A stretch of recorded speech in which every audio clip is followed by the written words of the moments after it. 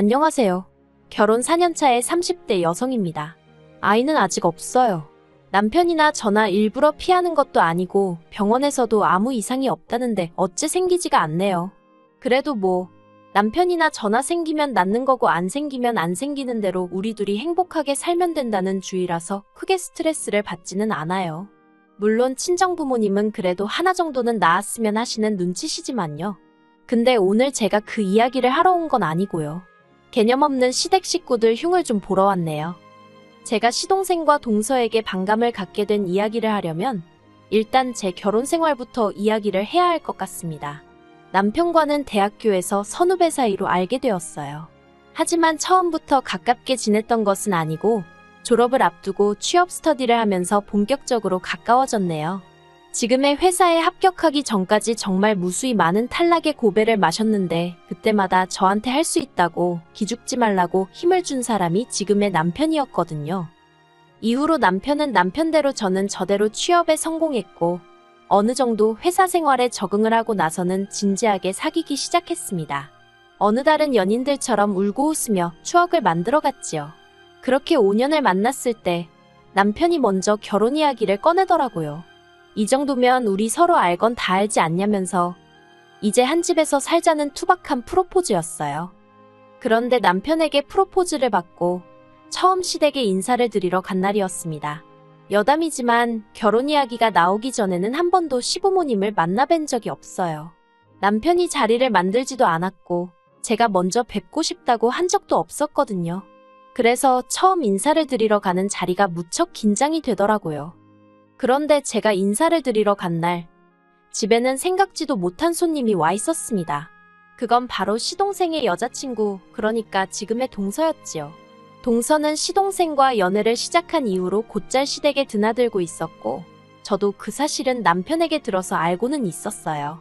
하지만 뭐랄까, 제가 인사를 드리러 가는 날까지 동서가 그 자리에 와 있을 이유가 있나 싶더라고요. 엄밀히 말하면 당시에는 시댁 식구도 아니었으니까요. 하지만 제 그런 생각과는 별개로 어머님 아버님과 저와 남편이 테이블을 가운데 놓고 둘러앉았는데 시동생과 동서도 자연스레 합석을 하대요. 제가 남편에게 슬쩍 동서는 어디 다른데 가 있으라고 하면 좋겠다고 눈치를 줬습니다. 하지만 남편도 상황이 여의치가 않은지 말할 타이밍을 못 잡더라고요. 그래서 어쩔 수 없이 저 여자는 지금 없는 사람이다 생각하고 최대한 어머님 아버님께 집중하며 대화를 이어나갔어요. 그런데 그때 동서가 할 말이 있다며 대화에 끼어들었습니다. 좀 당황스러워서 동서를 쳐다봤는데 동서는 저는 안중에도 없는 눈치였어요. 그리고는 금세 눈에 닭똥 같은 눈물을 주렁주렁 매달고선 어머님 아버님더러 자기들이 먼저 결혼식을 하게 허락해달라대요. 저는 제 귀를 의심했습니다. 이게 갑자기 웬 뚱딴지 같은 소린가 싶어서요. 그런데 알고 보니까 물론 저 빼고 다른 사람들은 다 알고 있던 눈치였지만요. 시동생보다 동서가 4살 연상이 돼요. 저보다도 한 살이 많았고요. 동서는 자기 나이가 벌써 33이라며 더 나이 먹고서 결혼하기 싫다며 자기 딴에는 그간 어머님 아버님도 자주 찾아뵙고 했으니 소위 그럴 짬이 된다고 생각한 건지 결결혼 먼저 하게 해달라고 아주 울며불며 난리도 아니었습니다. 졸지에 저는 시댁에 인사를 드리러 갔다가 못 볼 꼴을 보게 되었고 난처해하시는 시부모님이 딱해 보여서 그러면 그렇게 하라고 했어요. 5년을 만났는데 1년 더 연애 못하겠냐 그런 마음이었습니다. 그런데 동서가 얼마 안가 하는 말이 자기네는 봄에 결혼을 하고 싶으니까 저희더러 내년 가을쯤에 하라나요. 어이가 없어서 제가 남편더러 자기가 뭔데 날짜까지 정해주고 난리냐고 웃기지도 않는다고 했어요. 남편도 저렇게 경우가 없는지는 몰랐다면서 아무래도 제가 자기보다 어리니까 말을 쉽게 하는 것 같다고 저더러 조심하라대요. 하지만 동서의 헛소리는 그게 다가 아니었습니다. 결혼 준비를 하는 과정에 있어서 어머님이 저희를 부르셨는데요. 어머님이 하시는 말씀이 동서가 얼마 전에 그러더랍니다. 자기네는 많이 배우지도 못했고 직업도 불안정하니까 시부모님이 많이 도와주셔야 하고 반면에 저희는 둘 다 좋은 직장을 다니고 있으니 알아서 잘할 거라며 한마디로 그러니까 자기들한테 결혼 자금을 몰아달라 했다는 거예요. 솔직히 남편이 자기 얼굴에 침 뱉기 같다며 저에게 자세히 말하기를 꺼리긴 했지만 시동생이 착실한 성격은 아닙니다. 학교를 다닐 때도 사고를 하도 많이 쳐가지고 그나마 학교 졸업한 것만으로도 시부모님이 감격스럽다며 눈물을 흘리셨을 정도라니까요. 그런데 동서가 결혼자금 이야기를 하면서 어머님한테 그러더랍니다. 자기 남편, 그러니까 시동생이 저러고 사는 건 형인 저희 남편한테 하도 치여서 그런 거라고, 그러니까 어머님이 많이 신경 써주셔야 한다고요. 이렇게 표현해도 될지 모르겠지만 저희 어머님이 기억력은 좋으신데 눈치가 좀 없으세요. 그러니 그런 이야기도 저희한테 별 생각 없이 하셨겠지요. 하지만 어머님은 어떤 기분이셨는지 몰라도 저나 남편은 기가 차서 말도 잘 안 나왔어요. 시쳇말로 자기가 이 집에서 뭐나 되는 줄 아나 어떻게 어머님을 상대로 그런 이야기를 하지 싶은 게 생각할수록 어처구니가 없더라니까요. 남편도 시동생 사고친 거 수습하느라 가져간 재산만 얼만 줄 아냐면서 그러고도 정신을 못 차리고 맨날 편하고 쉬운 것만 찾으려고 하니 그 모양으로 사는 거 아니냐고 어머님한테 화를 냈어요. 그리고는 결혼자금을 얼마를 누구한테 해주시던 간에 그건 어머님 아버님이 알아서 하실 일이지만 누구 하나 마음 상하게는 안 하셨음 좋겠다 하더라고요. 하지만 어머님에게 시동생이 아픈 손가락이었던 건지 아니면 동서가 말을 잘한 건지 결국 전셋집 얻어주셨습니다. 동서가 저한테 얘기를 해줘서 알았지 어머님도 저희에게 미안하셨는지 그런 이야기는 안 하셔서 전혀 모르고 있었어요. 그리고 저는 그때만 하더라도 남편이 어머님한테 해놓은 말도 있고 하니 저희도 결혼할 때 비슷하게 해주시려나 그런 기대가 약간은 있었네요. 그런데 이게 웬걸요. 막상 저희 결혼할 때 되니까 돈이 없다고 저희 둘이 알아서 하라고 하시대요. 그래서 결국 친정부모님이 전세에 보태라고 1억 해주시고 거기에 저희 둘이 모은 돈과 대출을 합해서 신혼집을 장만했어요. 혹시나 해서 하는 말이지만 이 부분에 있어서 제가 더해가서 억울하고 그런 건 전혀 없었습니다. 연애하는 동안 제가 봐온 남편은 워낙 바르고 착실했던 데다가 당시 상황이 여의치 않았을 뿐이지 앞날이 창창한 사람이었으니까요. 그렇게 저희는 경기도에 위치한 작은 아파트를 구입, 그곳에서 신혼살림을 시작했습니다. 이후로 시댁 식구들과는 좋을 것도 나쁠 것도 없이 대면대면하게 지냈어요. 어쩌다 한 번씩 가족 모임이 있어 모이면 동서는 어머님 옆에 딱 붙어 앉아서 싹싹한 며느리 노릇을 자처했는데 마치 자기와 어머님이 이렇게 친하다는 걸 저에게 과시하고 싶어하는 모양새였달까요.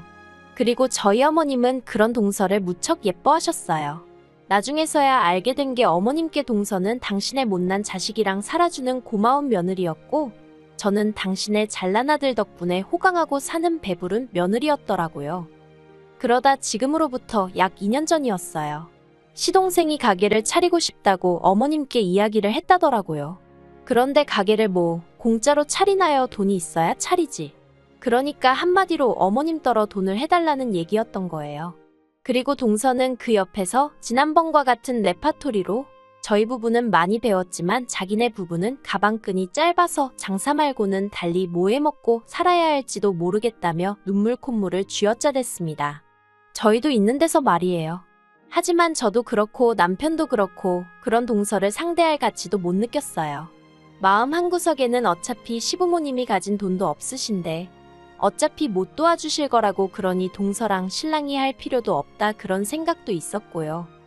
그런데 저희 시부모니 다른 의미로 대단하시대요. 재산이라고 달랑 가지고 계시던 그 집 하나를 담보 잡아 대출을 받아서 기어이 시동생 가게를 차려주셨거든요. 저도 저지만 남편이 그 사실을 알게 되더니 정말 악에 바친 사람 마냥 소리를 지르고 아주 난리도 아니었어요. 그도 그럴 것이 어머님 아버님 두 분 다 수입도 일정치 않으셨고 그렇다 보니 아예 모른 척 할 수가 없어서 저희가 매달 용돈으로 50만 원씩 드리고 있었거든요. 남편은 저희 친정에는 못 드리고 시댁에만 드리는 상황에 있어서 저에게 늘 미안해하던 중이었고요. 시부모님하고 연을 끊겠다는 남편을 제가 뭐에 씌웠었는지 그러면 안 된다고 말렸습니다.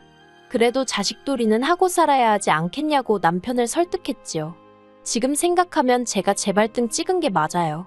하지만 그때는 그래도 그렇게 중간에서 중재를 하는 것이 제 역할이라고 생각했거든요. 그래서 제 덕분이라고 해야 할지 아무튼 시부모님하고 전보다 더 대면대면하긴 했지만 얼굴은 보고 살았어요. 한편 시동생이 차린 가게는 핸드폰 가게였는데 처음에는 그래도 오픈빨이라고 해야 할지 장사가 그럭저럭 되는 것 같더라고요. 저는 말은 안 했지만 저 때 방심하지 말고 더 열심히 해야 할 텐데 하고 생각했어요. 하지만 세상사가 제 뜻대로 되는 적이 있던가요? 몇 달 가게가 장사가 좀 된다 싶었는지 시동생이 차를 뽑았더라고요. 국산이긴 했지만 그래도 4천이 넘는 세단으로요. 게다가 가족끼리 밥 먹는 자리에 동서도 명품백을 척하니 메고 나왔대요. 그리고는 제가 묻지도 않았는데 요새는 이 정도는 들어야 사람들이 무시를 안 한다는 둥 어쩐다는 둥 헛소리를 해대는 거예요. 그러면서 저더러 언제까지 그렇게 청가방이나 들고 다닐 거냐면서 그러고 다니면 회사에서 무시당하지 않냐고 동료들이 말은 안 해도 저를 어지간히 깔보고 있을 거라나요. 정말이지 하는 말이 꼴 같지도 않아서 그거야 사람들 생각하는 수준에 달린 거 아니겠냐고 한마디 해버렸네요. 무슨 뜻이었는지 알아들었는지는 모르겠지만요. 그리고 아니나 다를까 작년 가을쯤 장사가 너무 안 돼서 권리금도 못 받고 가게를 넘겼다는 소식이 들려오대요. 별로 놀랍지도 않았습니다. 그러다 결정적인 일이 터진 게 바로 올해 초였어요. 그날은 원래 친정부모님과 저희 부부 이렇게 넷이 여행을 가려던 날이었는데 이른 아침부터 어머님이 급하게 저희 부부를 찾으시대요. 그래서 여행을 미루고 시댁에 가게 되었습니다. 가는 내내 저는 저대로 친정부모님께 미안해서 마음이 안 좋았고 남편은 정초부터 부르는 게 심상치가 않다며 기분이 가라앉아 있었어요. 그리고 노래가사처럼 슬픈 애감은 틀리지가 않대요. 어머님이 저희 부부를 부르신 이유는 한마디로 돈 때문이었거든요. 어머님이 그동안 저희한테 몇 번이나 이야기하려고 했었다며 서류 몇 장을 내미셨습니다. 장황하고 복잡하게 여러 가지 내용들이 적혀 있었는데 그 중에서도 눈에 딱 들어온 건 어머님이 꽤나 긴 시간 동안 대출을 갚지 않고 계셨더라고요. 아니 더 정확히 표현하자면 시동생이 갚았어야 하는 대출인데 시동생이 그동안 나 몰라라 하고 있었던 거지요. 그러자 결국 은행에서 어머님 아버님 사시는 아파트를 임의경매로 넘긴다고 편지를 보내온 거였어요. 어머님이 저희더러 일을 어쩌면 좋겠냐 하시더니 혹시 돈 좀 있냐고 그러셨습니다. 제가 얼마나 필요하시냐고 물었어요. 일단 급한 불이라도 꺼야 하지 않을까 싶어서요. 그러자 어머님이 기다렸다는 듯이 다행이다 하시면서 일단 1억부터 보내랍니다. 제 예상을 훨씬 웃도는 액수라 저도 모르게 헛소리를 절로 냈어요. 그리고 옆에 있던 남편이 진짜 너무한 거 아니냐면서 버는 사람 따로 쓰는 사람 따로냐고 소리를 지르더라고요. 돈도 없지만 있어도 절대 못 준다면서요. 그리고 그때 작은 방 방문이 열리면서 시동생이랑 동서가 나오대요. 방에 있었으면 진작에 나올 것이지. 자기들한테 불리한 상황이니까 숨어있던 거잖아요. 얼마나 한심하고 꼴 보기가 싫던지요. 제가 시동생더러 차는 팔았냐고 물었습니다. 그랬더니 차는 못 판답니다. 팔아봤자 얼마 건지지도 못한다고. 그리고 요새 차 없으면 사람들이 사람 대접도 안 해준다나요. 그리고는 뒤이어 하는 말이 정말 가관이었습니다. 자기는 어머님 떨어 돈을 해달라고 했지 대출을 받으라고 한 적은 없다면서 억울하다는 거예요. 듣다 못한 남편이 결국 화를 주체하지 못하고 네가 사람이냐면서 시동생을 때렸습니다. 한 대 맞고 나자빠진 시동생이 아프긴 한지 지턱을 부여잡고는 어머님더러 진짜 이게 뭐냐면서 그깟 돈 몇 푼 때문에 자기가 이렇게 맞아야 되냐고 아주 악을 쓰는 거예요. 어머님한테 막무가내로 대드는 시동생을 보고 있으니 그동안에도 못난 사람인 건 알고 있었는데 정말 한심하더군요. 그리고 그런 상황에서 어머님은 그런 시동생에게 한마디 따끔하게 하는 대신 저희 남편더러 동생을 때리면 어떡하냐셨어요. 결국 보다 못한 제가 어머님더러 어머님도 정말 너무하신 거 아니냐고 한마디 했네요. 저희 남편 그러니까 어머님 큰아들이 상처받을 건 안중에도 없으신 거냐고요. 그러자 이번엔 동서까지 나서서는 저더러 야 너 그러더니 나이도 어린 게 어디서 나서고 난리냐입니다. 그리고는 저더러 남편 단속 똑바로 하라면서 아무리 형이라고 동생을 때리면 되냐고 그러면서 너네 돈 많냐더니 자기가 저희 부부를 고소할 거라면서 콩밥 먹을 준비나 하라나요. 어이가 없어서 하려면 해라 이 미친 엑스야 하고는 너나 네 남편 단속 똑바로 하라고 부모 형제도 못 알아보는데 나중에 너는 알아볼 것 같냐고. 제 딴에는 악담이란 악담은 다 퍼부은 것 같아요. 그리고 그 와중에 어머님께선 다들 그만두지 못하냐 하시면서도 저더러 아랫동서이긴 해도 저보다 나이가 많은데 말을 그렇게 하면 쓰냐입니다. 정작 먼저 말 놓고 야너한 건 그쪽이었는데 말이지요. 정말이지 한결같은 어머님의 태도에 신물이 나대요. 집안은 온통 쑥대밭이 되었고 저랑 남편은 그대로 시댁을 빠져나왔습니다. 차에 올라타자마자 남편이 눈물을 펑펑 쏟아내더라고요. 저한테 미안하고 면목이 없다면서 한참을 울었어요. 그러더니 남편이 제 손을 꼭 잡고는 이제 시댁에서 오는 연락에는 대꾸도 하지 말라면서 자기도 앞으로는 스스로 고아라고 생각하며 살 거라대요. 이제 자기한테는 장인 장모님하고 저밖에 없다면서 달리 해줄 말도 없고 보고 있는데 짠하더라니까요. 그리고 그날 이후로 지금까지 시댁하고는 일절 연락 하나 없이 지내고 있습니다. 정확히 말하자면 전화기가 불이 나도록 문자며 전화며 울려대지만 남편이 받지 말라 해서 그냥 다 무시하고 있어요. 남편은 아예 시댁 식구들을 다 차단시켰다대요. 그리고 동서는 지가 뭘 얼마나 잘한 줄 알고 아버님한테 달려가서 저희 부부와 있었던 일을 다 일렀던 모양입니다. 그런데 번짓수를 잘못 짚은 거예요. 저희 아버님이 젊어서 어머님 한번 크게 속썩이시고 이후로 길을 못 피고 사셔서 그렇지 저희한테는 뭐 크게 요구하는 것도 없으셨고 오히려 미안해하셨던 분이에요. 제가 생각했을 때는 시댁 식구들 중 남편 다음으로 제일 정상에 가까웠달까요. 그리고 역시나 아버님이 동서한테 크게 뭐라고 하셨답니다. 며느리 하나 잘못 들어와서 집안 개꼬라지 났다고 앞으로 시댁에 얼씬도 하지 말라고 했다네요. 솔직히 남편을 보고 있으면 마음이 안 좋아요. 자긴 아무렇지 않다지만 저 속이 얼마나 썩어문드러졌을까 싶기도 하고요. 그래서 제가 더 사랑해주고 응원해주고 감싸주려 합니다. 어설픈 중재 같은 건 할 생각이 없고요. 그냥 없는 사람들이다 생각하고 살려고요. 사람 일이라는 게 앞으로 또 어떻게 될지 모르겠지만 지금 당장은 저랑 남편, 우리 둘만 생각할래요.